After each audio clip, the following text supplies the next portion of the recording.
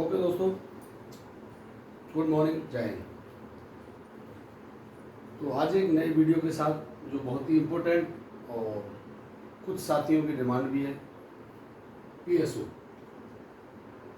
अगर हम बात करें पीएसओ, पर्सनल सिक्योरिटी अफसर, इस शब्द से आप समझ सकते हैं कि जो भी व्यक्ति विशेष अपने साथ अपनी सुरक्षा के हिसाब से एक सिक्योरिटी इंचार्ज रखना चाहता है, सिक्योरिटी अफसर रखना चाहता है, चाहे वो आर्म्स के साथ भी हो सकता है और एज ए बाउंसर बगैर आर्म्स के साथ भी हो सकता है।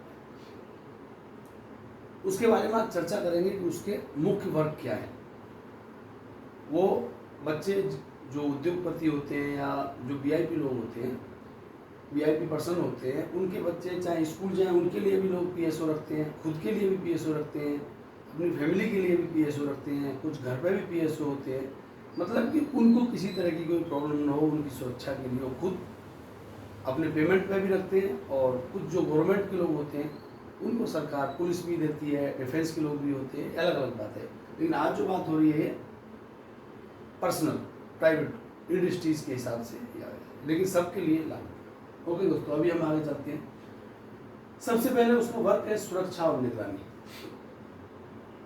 पर्सनल सिक्योरिटी अफसर का जो मुख्य काम है वो है सुरक्षा और निगरानी। सुरक्षा और निगरानी से आप समझ सकते हैं हर समय जिसके साथ भी आपको अटैच किया गया है या जिसके भी आप सिक्योरिटी अफसर हैं या सिक्योरिटी के लिए हैं, उसके आसपास के सारे दायरे को अपनी नज़र में रखना, कोई खतरा तो नहीं होने वाला है, और साए की तरह उनके साथ हर समय रहना होता है। मानो कोई उद्योगपति किसी मीटिंग में जाता है तो वहाँ आपको उनके पास रहना है। जैसे अलग अलग इंडस्ट्रीज के लोग आते हैं तो सबके पीएसओ अलग अलग आते हैं, तो आपने अपने टारगेट पर हर समय नज़र रखना है और निगरानी, चारों तरफ की निगरानी भी रखनी है। जोखिम आकलन और योजना। अभी आप इसमें समझ सकते हैं कि अगर आपका जिसके साथ आप पीएसओ है वो किस रूट पर कहाँ जाना है, वहाँ का इलाका कैसा है, वहाँ क्या खतरा हो सकता है और क्या खतरा नहीं हो सकता है।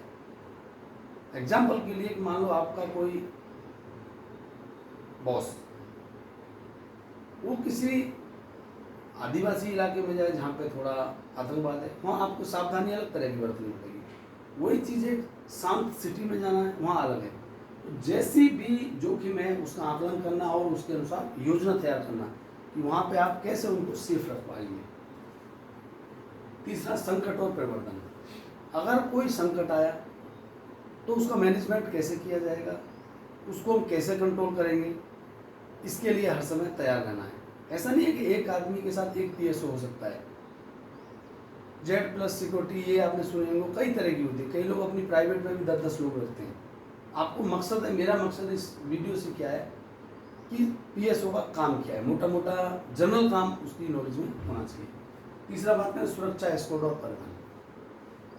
गाड़ियों का जो काफिला चलता है उसमें गाड़ियों का मैनेजमेंट, काफिला चल रहा है तो आपको किस जगह पर रहना है, आपकी टीम को कैसे रहना है, और जो आपके साथ एस्कॉर्ट्स है उसके साथ टाई अप रखना, और जिसके साथ आप हैं उसको कैसे सुरक्षित सुरक्षा के हिसाब से लेके जाना। परिवहन का मतलब वो है कि आप कहाँ जा रहे हैं। गोपनीयता और विवेक। इसमें सबसे बड़ा काम होता है गोपनीयता का।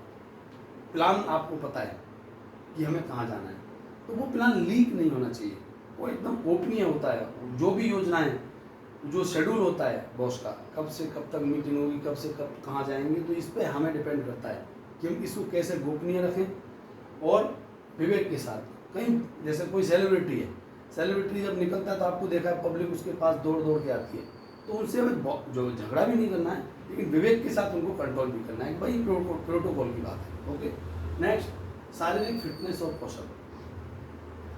एक पीएसओ का शारीरिक फिटनेस बहुत ही अच्छी होनी चाहिए। कोई आपदा है तो फुर्ती के साथ, चुस्ती दुरुस्ती के साथ उसको कंट्रोल कर सके आपदा को, और कौशल भी होना चाहिए। हर समय ट्रेनिंग ये सब होना चाहिए।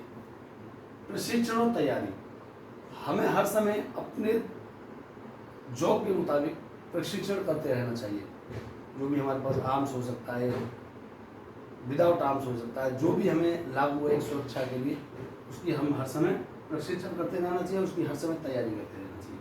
घटना और सार्वजनिक उपस्थिति की सुरक्षा। जहाँ भी आपका प्रोग्राम है, आपके सेलिब्रिटी का प्रोग्राम है, आपके बॉस का प्रोग्राम है, आपके बॉस की मीटिंग है, वहाँ की घटनाओं के बारे में आपको पता होना चाहिए। और उपस्थिति, वहाँ जो पब्लिक है उसकी उपस्थिति, सार्वजनिक उपस्थिति आपने दिखाना नहीं है। किसी को ये नहीं पता लगे आप किसके साथ हैं और क्या है, जहाँ सार्वजनिक चीज़ें होती हैं। क्यों? मान लीजिए मैं किसके साथ हूँ ये अगर पता है तो लोग उस पर बिल्कुल सीक्रेट और साइलेंटली अपने काम को करते रहना है। और मैंने ये काम एक ऐसा काम है PSO वाला, बहुत ही जिम्मेवारी भरा हुआ आदमी, क्योंकि किसी की जान की रक्षा माल बाद की बात है, किसी की जान की रक्षा आपके ऊपर डिपेंड करती है। तो यहाँ कैजुअल चीज़ नहीं चलती है, कैजुअल नहीं सोचना है। आप समझिए कि वो आपकी जान है, उस हिसाब से हम PSO की ड्यूटी कर सकते हैं। एक्चुअल इसमें सैलरी भी अच्छी होती है, 50-70 लाख रुपए तक सैलरी होती है, 2-2 लाख रुपए PSO की सैलरी होती है प्राइवेट में भी।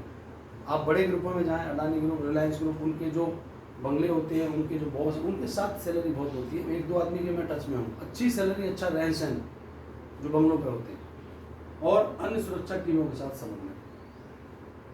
और भी जो सुरक्षा टीम होती हैं, जहाँ कोई बड़ा हब है, बड़ा कोई बिजनेस मेला है या बड़ा कोई काम है, जहाँ पे और भी लोग इंडस्ट्रियल उद्योगपति आते हैं, वहाँ पॉलिटिक्स के लोग भी आते हैं, तो वहाँ और एजेंसियों के साथ भी हमें टाई अप रखना है, जिससे कि कुछ भी हो तो सब मिलकर उस चीज़ को कवर कर सकें। तो आपको ये समझ में आया होगा दोस्तों, हमारा मुख्य काम तो 5 ही होता है। पर्सनल सुरक्षा देना, मान लीजिए ये है पर्सनल सुरक्षा देना, उसके बाद इंटेलिजेंस, उसके बाद व्हीकल मूवमेंट, कॉर्डन, और फर्स्ट एड। ऐसी कंडीशन ये बोलती है कि जो एक PSO है, उनकी जो गाड़ी होती है, उनके जो वाहन होते हैं, उनमें सुरक्षा के पूरे साधन इंक्लूड फर्स्ट एड, क्योंकि फर्स्ट एड तक हमारा है। कहीं गाड़ी कोई टकरा गई, इंजर्ड हो गई, तो एज ए PSO हमें फर्स्ट एड में भी अगर हम ट्रेंड हैं तो ये बहुत अच्छी बात है। ओके दोस्तों, इसी तरह की वीडियो आप प्राप्त करते रहें, चैनल को लाइक और सब्सक्राइब करें और अपने ज्ञान को बढ़ाते रहें। बाकी छोटे छोटे वीडियोज़ में इस तरह के आपको समय समय पर डालते हैं। ओके दोस्तों, जय हिंद।